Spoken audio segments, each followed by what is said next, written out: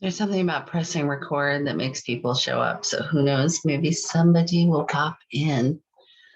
I push record and I'm just gonna mess around here, I guess. I wanted to say that if you're tired and that's why you're not here, I mean, like, we don't have a set meeting. You can always come back to this any old time. But even my 8-year-old student is like, and so we're just sitting there yawning at each other for half an hour. I'm making my own self yawn. I pretend to yawn. All right, here's what we're gonna do first. So some of you may not know that. Well, I mean, you may know the singer part, but voice coach, professional singer. So I have some good breathing techniques and habits most of the time. I think I must be like a little physically guarded because I had a thing in my shoulder blade that was a little pinched, but let's everybody take some really deep breaths. Like I want your torso loose and taking in as much air as you can. So we're taking a breath in. And if you notice, this area of my body doesn't move that much, but I have a considerable amount of air in my lungs right now.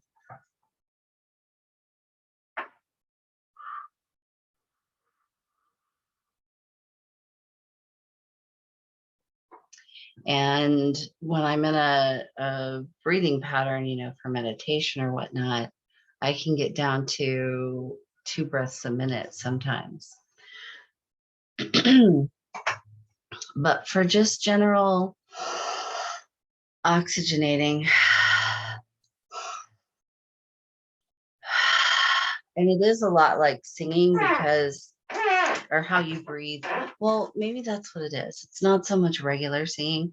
It's like choir breathing or jazz, maybe really fast-paced jazz, because you're taking in air more than you're letting out air, because your air is going out so fast with the effort of singing, that extra velocity, that push with the diaphragm. So I never really thought about that before, that it does make it a little bit like the some of the Wim Hof breathing and breath work and whatnot. Pardon me, I'm still wearing last night's makeup. Had a fabulous recording session with Meow Podcast and Space Cats Happy Hour. So much fun. And so I'm still wearing what's left of that makeup that I've probably rubbed off my face 3 times now. Bleh. All right. People are really tired. I have felt like we're kind of in a timeline birthing phase where, unless you've done it, I guess it's probably hard to explain, but late pregnancy is a little bit like having to eat 2 Thanksgiving dinners and then just hold it in there. So when you start getting to where it's, close to birth, you're just feel so full all the time. And then as you're getting ready to start having contractions and go deliver, oftentimes the body will start purging from one end or another, or in one way or another, almost as if to make room. So anyway, I think there's a period of rest and digest and creation going on. Oh gosh. Plus the seasons are changing. Welcome to my, I always forget if it's AMSR or ASMR. And then there's EMDR, but a lot of times people say EDMR. I was really confused for a while there about EDM.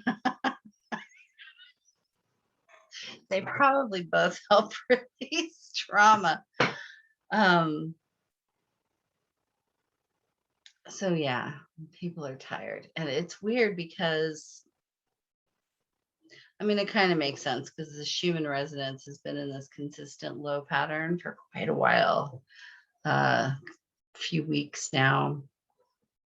And the sun really hasn't been that active. It's kind of hard for me to tell because the equipment, the LASCO image, the one that's the big blue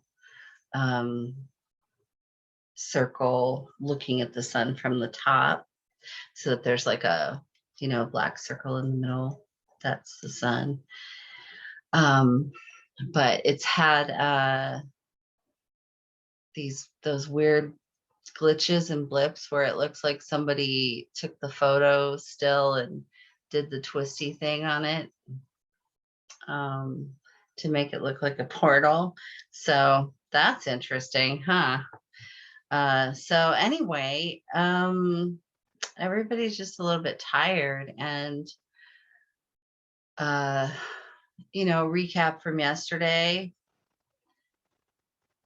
Whales, especially blue whales, beluga whales, and sperm whales, they're all capable of changing their size, kind of like dragons do in the astral. And so, with our permission, they can swim around in our bodies and fix things with their sonic healing. So that's a thing. Might have to do a fun meditation about that for everyone to use. And the dolphins popped in and said, hey, I think you guys need more orgasms. Yeah. So Monday night, the next Gridwork meeting, I'm going to go over sex magic, and we can discuss that. That should be a fun one,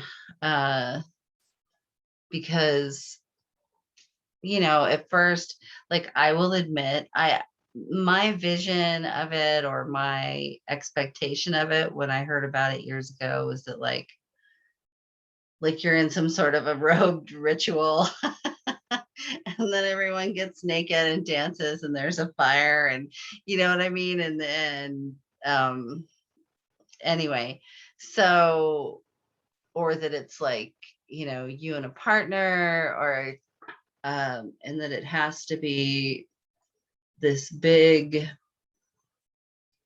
ceremonial type of thing. And I mean, it can be that, but it doesn't have to be effective. And what I find is, it works for every occasion. So even if you're just spending some time with yourself and you're having a quickie, it's still effective. But I know I found the idea of like thinking about, I need a car. When I'm having a big O, seemed a little weird to me. And in case you're wondering, yes, this is Jaws. I should unmirror the camera. Oh, beautiful angle. So yeah, there we go. Dolphins want us to get busy.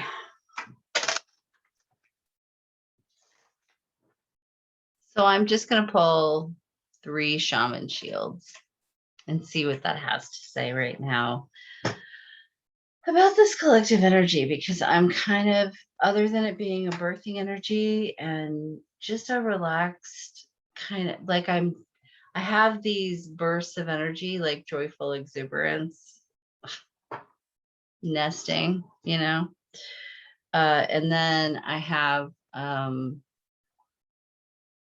these lulls like now. Granted, it is Thursday. How am I ever going to stay awake to go pick up my kid? I'm telling you. It's kind of funny. The cards that we just got. Yeah, so I don't know, in particular, what's up with all of this. Probably just a transition phase, that shadow phase of Mercury retrograde.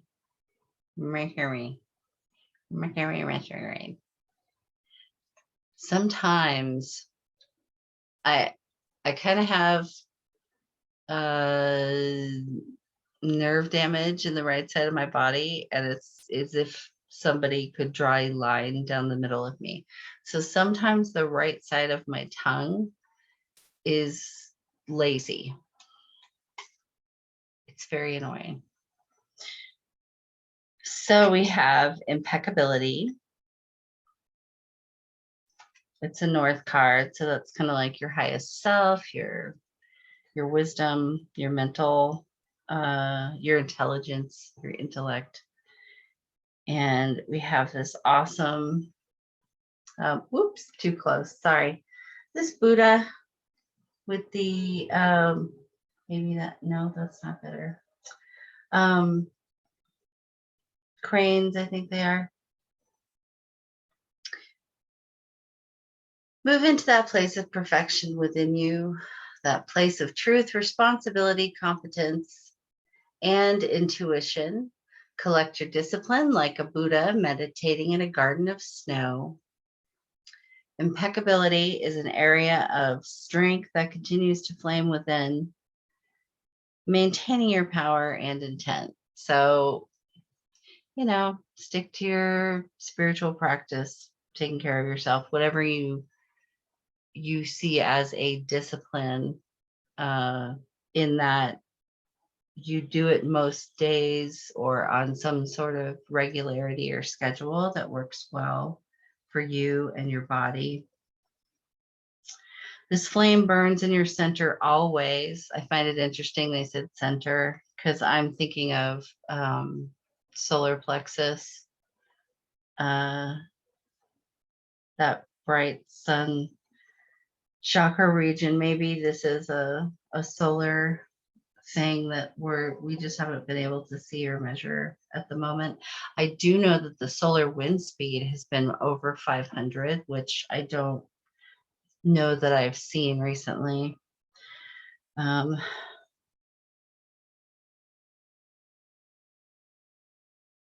Impeccability is tended by the attentions of your sacred witness, that person within you who observes the target. Gather your power with impeccability, with the intensity of a rubber band pulled and held at its breaking point. Gather your intent and focus on your impeccability for the job about to be done. I'm kind of thinking that a rubber band could be a metaphor for orgasm. That's really funny. I'll put up pictures of these in the Patreon.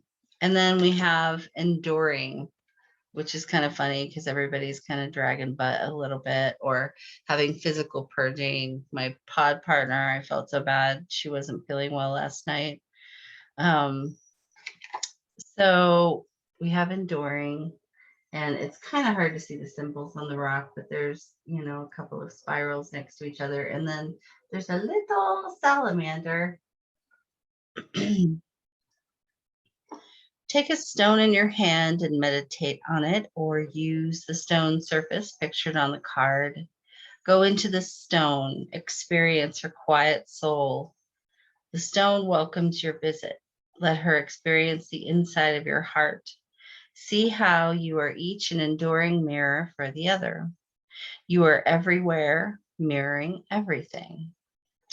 The stone absorbs you and you absorb the stone. How can you be alone if you are part of everything? You are the totality of enduring existence. Therefore, nothing in existence can upset you. Like a rock.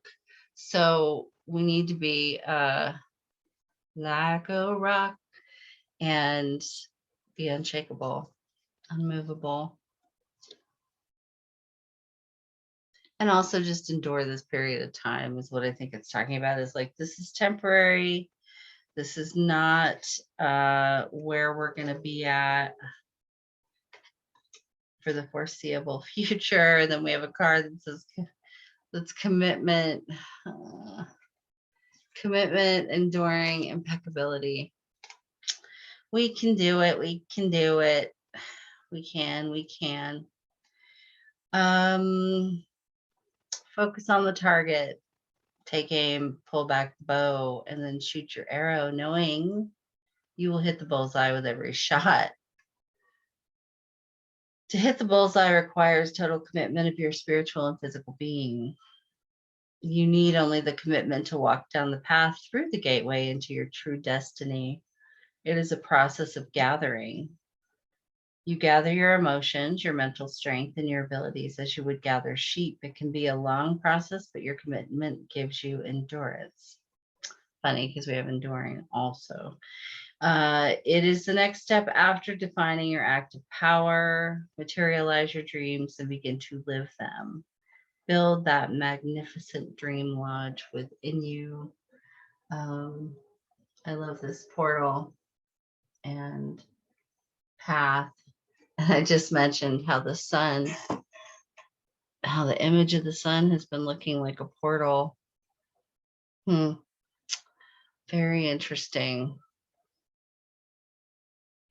A fourth one came out at me.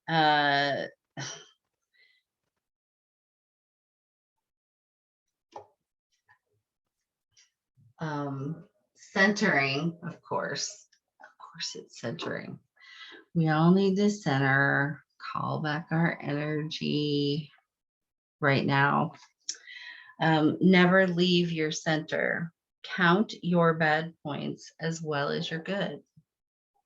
So maybe the mirroring, and we need to look at ourselves a little bit. What is good and what is bad are most often purely relative. That's true. If you sense a weakness within yourself, explore it. It may become the source of your greatest strength. As you sit like a sacred Buddha amid the pandemonium of your life, always remember that the situation or person who has the ability to upset you the most, to pull you off center, is your greatest teacher in the process of centering. Such negativity, seriously, such negativity can become your addiction. Center yourself in your power and release your need for constant distraction from your center. So this was a little in my face because teenagers. He is a great kid, but sometimes when he is displaying his father's abusive behavior that he saw growing up, some of the time, like he reenacts it.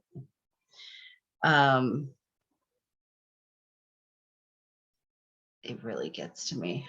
So such negativity can become your addiction. So it's like, this is reminding me personally, and so maybe some of you, that there are certain things right now with which I need to just kind of go, all right, teens be teening. And yes, he is being a jackass right now, but the less I make of it, the better, which is kind of what I've been doing. But this is part of the reason why we have been waiting on certain life changes, because I'm concerned about having to live through them with him. And then also what I was getting as well when I was reading this is just pulling ourselves out of, focusing on all of the difficulties, and that no matter what's going on, even and it says pandemonium. I use that word a lot these days. and I don't mean pandemonium. So I think it's very telling that it's like reminding us to stay centered no matter what's going on around us, and that we can do that. And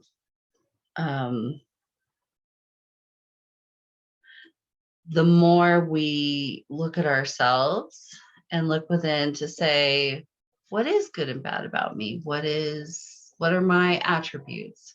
What are the facets of me? And how do they all work together to establish this centered, balanced person that is not perfect by some people's definition of perfection, but is integrated and self-accepting, which tends to yield a much more overall balanced person that's, not so judgmental and not as reactive to the world's bullshits. Because as we've mentioned before in previous episodes, you are aware that I suffer from bullshit toxicity. And if my day has one too many bullshits in it, I start to lose the ability to stay centered. So overall, it's been a great week and a great day, and a few moments of brief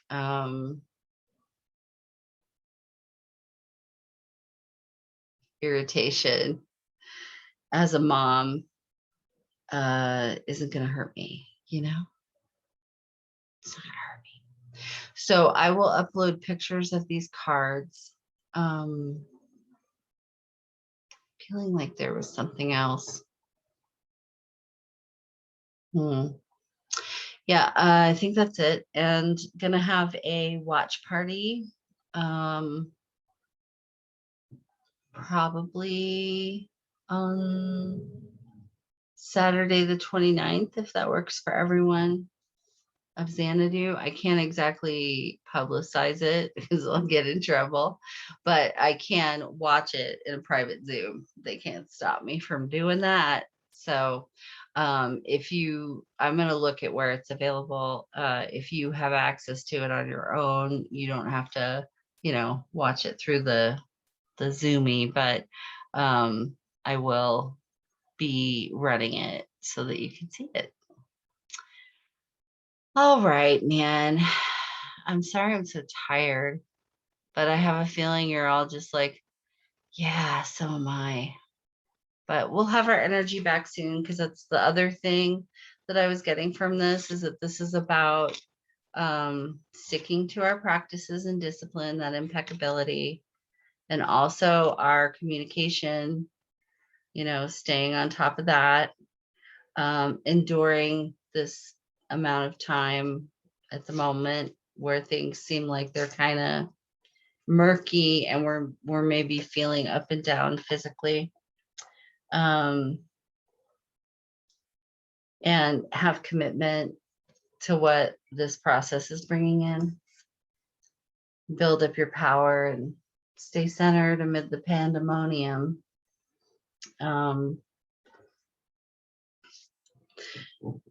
Because we're resting up. I thought it was gonna take off a little bit faster, and feel a little bit more like being launched out of a cannon, but I don't think we're quite exactly there yet, but we'll be soon. Yeah, so if you can rest right now, if you can expect less of yourself and do a little less, then get some extra rest, do some things that nourish you in different ways. And